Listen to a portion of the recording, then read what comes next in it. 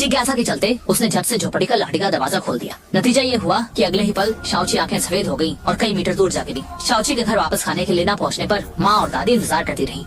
फिर चिंतित होकर बाहर खोजने निकली, लेकिन अचानक से छोटी खड़ी अजीब तरह से घर लौट आया। उसके हाथ में एक छुरी थी जिससे उसने दादी द्वारा बंद की गई छुरा को काट दिया।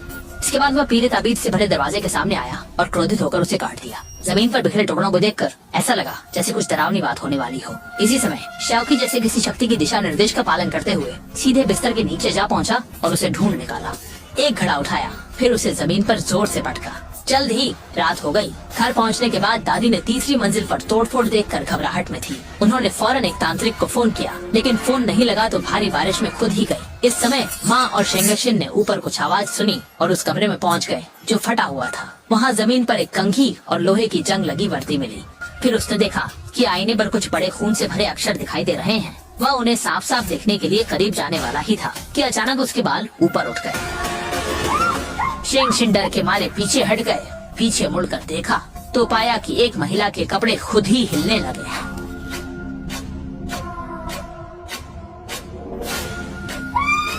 शेंगशिन बाहर निकलना चाहता था, लेकिन दरवाजा अचानक बंद हो गया। जब वह दरवाजा खोलने की कोशिश कर रहा था, कुछ बूंदे काला खून उसके माथे पर गिर गए।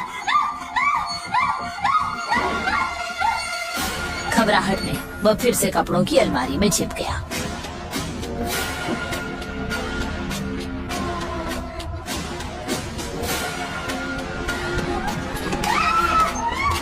मालूम हुआ कि वह आदमी शाओची का बॉयफ्रेंड सांग ब्याओ है, जो शाओची को डेट के लिए बुलाने आया था, लेकिन माँ ने कहा कि वह गायब हो गई है। बात अभी खत्म भी नहीं हुई थी कि बगल का शीशा अचानक फट पड़ा और भीतर से शाओची की रोने की आवाज आई। सांग ब्याओ ने शीशे को छुआ और पाया कि भीतर शायद दूसरी दुनिया है। बेटी और गर्लफ्रेंड को बचाने के लिए दोनों शीशे के पार यहाँ आए। शुरू में कुछ अजीब नहीं लगा, लेकिन अचानक फिर से शाओची की आवाज आई। खिड़की के जरिए देखा कि वह एक गहरे कुआं के किनारे चल रही है। माँ ने चिल्लाना चाहा, लेकिन अचानक खुद को भी गहरे कुएं में खींचते हुए पाया।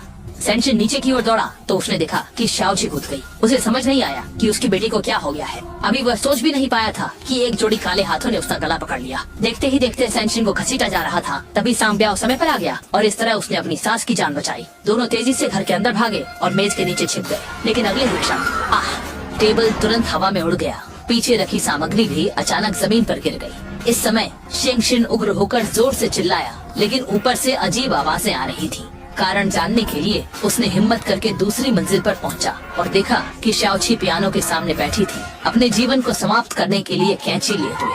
माँ जल्दी से आगे बढ़कर रोकने की कोशिश की।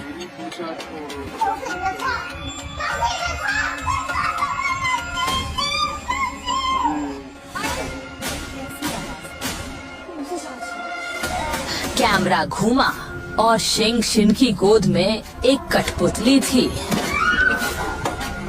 ऐसी भ्रमित और डरावनी स्थिति ने दोनों को भयभीत कर दिया। जब वे यहाँ से निकलने की सोच रहे थे, तब उन्हें पता चला कि शीशा ठोस हो गया है और वे वापस नहीं जा सकते। इस बीच दादी ने भी एक फकीर को बुलाया, क्योंकि उस समय उसी ने जार को बंद किया था। अब जब समस्या हुई है तो वही इसे सुलझाएगी।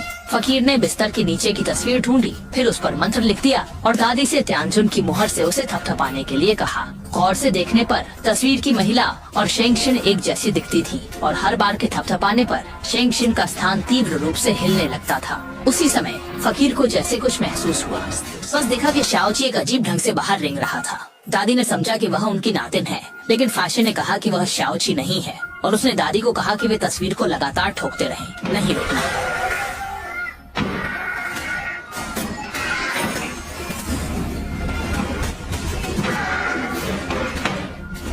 वैभव की जोरदार थप्पड़ मारने पर एक लाल गैस निकल आई और उसके साथ ही छोटा जी बेहोश हो गया। आईने के भीतर की दुनिया ढहने लगी। अहम मौके पर सांपियाओं ने आईना तोड़कर वास्तविकता में वापस आया, परंतु सैंथेन एक कदम पीछे रह गया और वह अंतहीन खाई में गिर गया। सांपियाओं ने बेहोश छोटे ची को सुरक्षित स्थान पर पहुंचाया। दादी और ताऊ मास्टर ने चारों ओर चिंतित होकर देखा। अचानक एक काली हाथ ने गला पकड़ लिया। जान बचती नहीं दिख रही थी कि ताऊ मास्टर ने तुरंत एक मुट्ठी चिपचिपा चावल निकाला। हालांकि विरोधी पीछे हटा, पर ताऊ मास्टर बिल्कुल भी ढीला नहीं छोड़ा।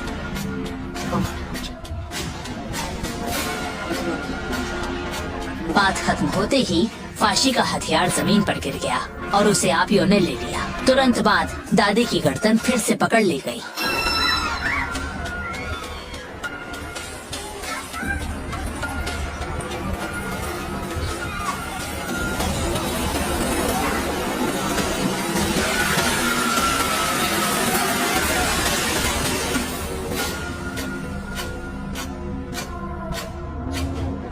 भिक्षु ने देखा कि दादी पर भूत का साया है। वह डर के मारे पसीना पसीना हो गया और गड़बड़ में भिक्षु अनजाने में ऊपर से गिर पड़ा। इस समय दादी उसके सामने खड़ी थी,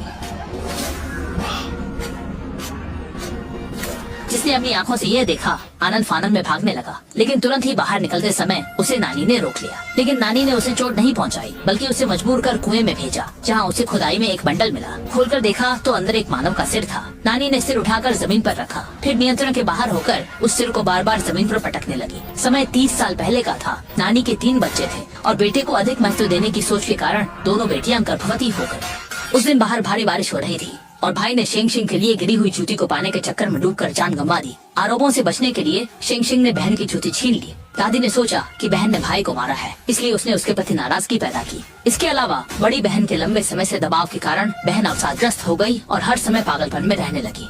दादी ने सोचा कि छोटी बेटी पर कोई बुरा असर हो गया है, इसलिए उन्होंने उसके लिए बुरी आत्मा को भगाने के लिए एक पंडित को बुलाया। और बड़ी बहन संत हृदय ने देखा कि उसकी बहन को ले जाया जा रहा है, लेकिन वह कोई प्रतिक्रिया नहीं देती। पंडित ने बुरी आत्मा को भगाने के बहाने से छोटी बहन का शोषण किया। ऐसा लगता है कि इस बुरे इंसान की मौत वाजिब थी। छोटी बहन को परिवार का प्रेम और अपनी खोई हुई इज्जत नहीं मिली। अंततः उसने कुएं में कूदकर आत्महत्या का रास्ता